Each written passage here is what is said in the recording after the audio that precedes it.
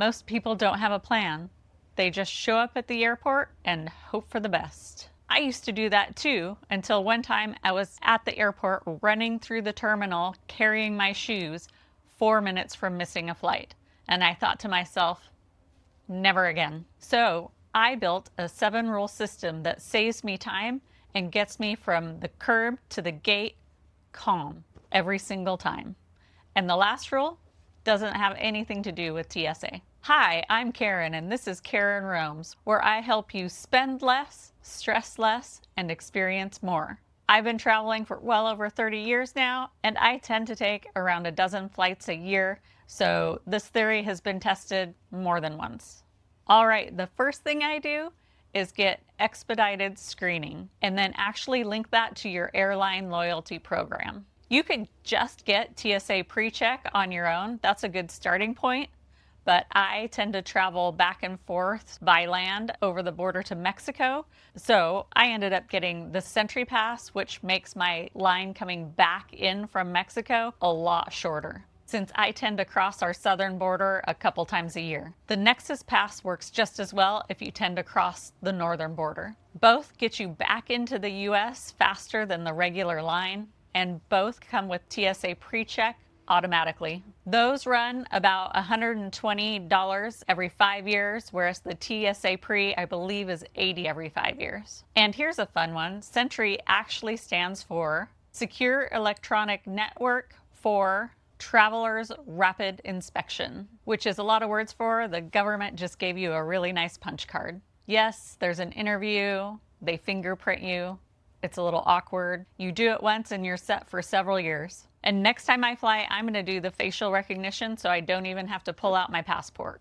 Here's the part that most people skip. Put your known traveler number into your airline program profile, and not just at checkout every time. Once it's saved there, it auto-populates every time you book a ticket. So you're never that person at security asking the agent to manually add you to the pre-check after the fact. And you really do notice it when you travel with people who don't have it. I'm through in seconds, standing there waiting for several minutes while they take everything out of their bag, put it back in their bag, and put their shoes back on.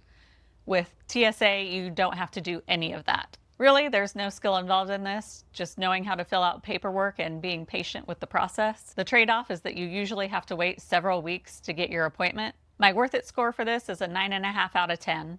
One-time setup pays you back for the next 5 years worth of flights. Now, once your screening process is in line, the next piece is timing. Rule number 2 is arrive exactly 2 hours early. Not more, not less. I get to the airport 2 hours before my flight, which allows enough slack for a gate change, a little bit of traffic, an extra long TSA line, but it also doesn't give me so much time that I'm standing around. I definitely don't do 3 hours, because when I have too much time, I find myself eating a $19 pretzel I don't need while drinking at the bar at 6 a.m. And trust me on this one, it's not a good idea. And don't try to cut it short with 90 minutes either. That's when it starts to feel rushed and you find yourself power walking past families like you're in a heist movie. The skill needed here is just really self-discipline and a decent alarm clock. The upside is consistency. You know what to expect every trip, and there's way less stress when you're walking in that airport door. The one catch is if you're having an unusually bad day, 2 hours can still feel a little bit tight. My worth it score is 8.5 out of 10. It's simple, it's repeatable, and it removes the guesswork. Now this next one, rule number 3, is to pack carry-on only. Skip the check-in counter. I rarely check a bag. This means I walk straight past the check-in counter entirely and walk straight to security. And I know a checked bag makes you feel like you have more room, but the truth is the check-in line is one of the most unpredictable time sinks at the airport. And at the other end, you get to skip waiting at the baggage carousel, where your bag's likely to come out last. It's like a horror movie with luggage instead of jump scares. When you skip checking bags, the 2-hour buffer from rule number 2 behaves how it's supposed to, because you're not gambling on the front desk line that day. I still think about the time I got stuck behind a couple who appeared to be moving via airplane. There were boxes and weird bags held together with tape, the whole works. They'd clearly never flown before, and they chose moving to be their first time. Every question the agent asked them flustered a little bit more than the last one. 20 minutes later, me and my line mates were still standing there because for whatever reason, that was the day the airline chose to only have one person behind the desk. It wasn't just my buffer time evaporating, it was everyone else's too. The skill needed is having a real packing system. And if you haven't seen my video on 2 weeks of travel in one carry-on bag, check that video out at the end. That system is basically what makes this rule number 3 possible in the first place. The pros are you skip the entire line. The cons are you do have to be very intentional in what you bring with you. My worth it score, 9 out of 10. It buys you a lot of extra time for basically zero cost. So now you've gotten there 2 hours early, you've walked straight past the check-in line. The next thing is actually getting through security. And this is rule number 4. Pick your line strategically. If I get to the checkpoint and there's more than one line open, I'm looking for the line with the most business-looking travelers. People in suits, rolling a compact piece of luggage, possibly with matching luggage. These are the people who've done this all before. And here's why I look for those business-style travelers.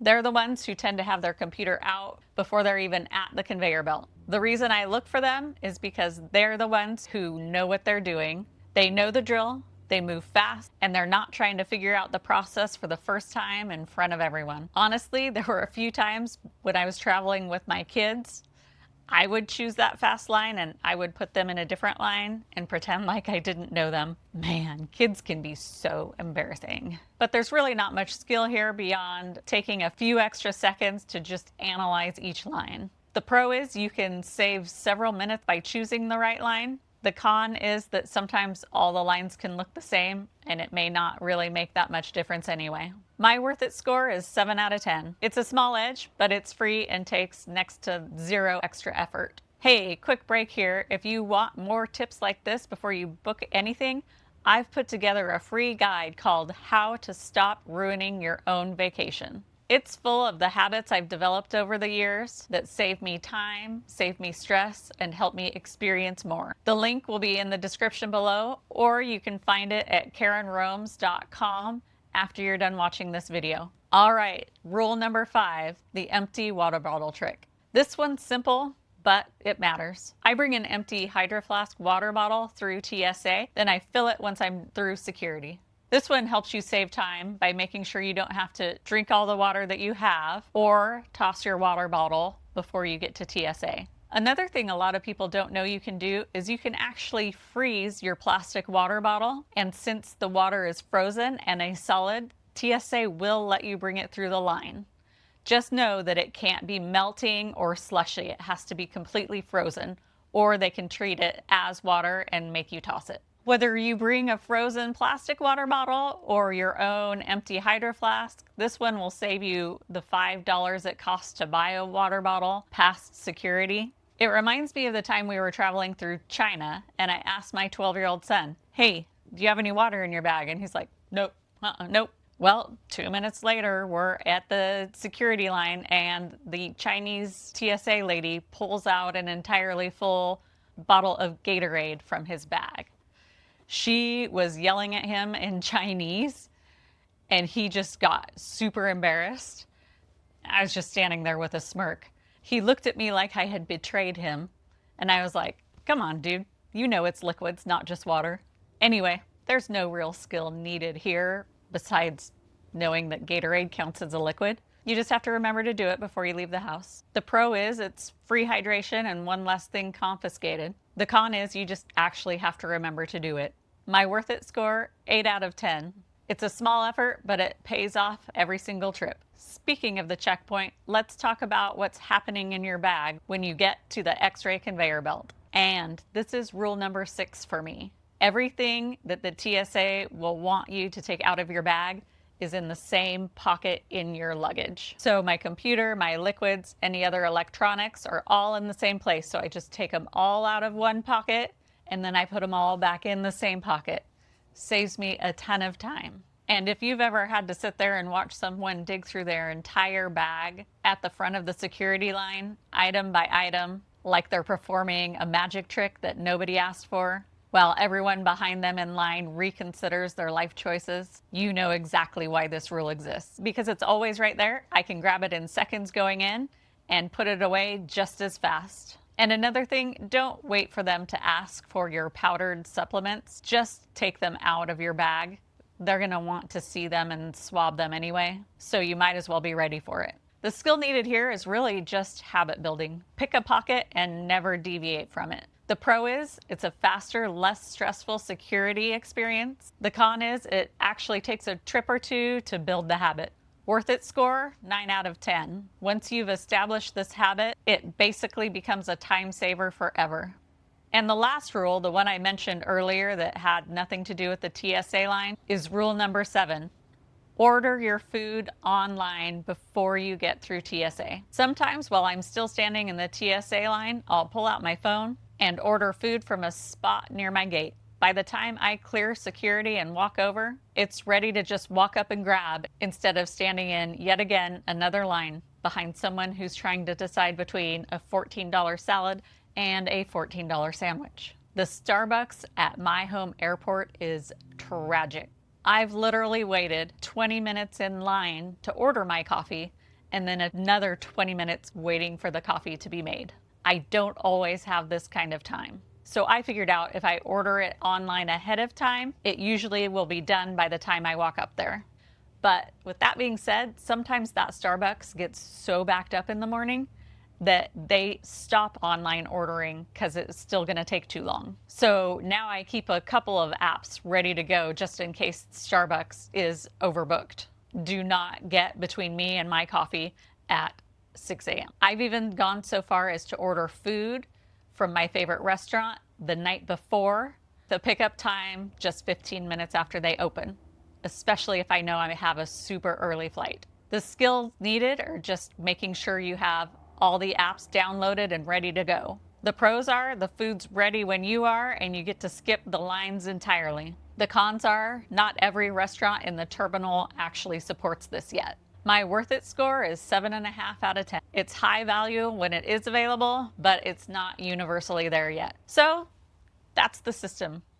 Expedited screening linked with your loyalty program, arriving exactly 2 hours early, packing and carry-on only, picking your line strategically, carrying an empty water bottle with you, one dedicated security pocket, and ordering food before you even clear the line. None of these individually feel like a big deal, but run all 7 together and the airport stops being the most stressful part of your trip. And really, that's all I want for you. Not a perfect trip, just one where the getting there part doesn't ruin the getting there part. Remember that trip I talked about earlier where I was 4 minutes from missing my flight, sprinting through the terminal carrying my shoes? That's not you anymore.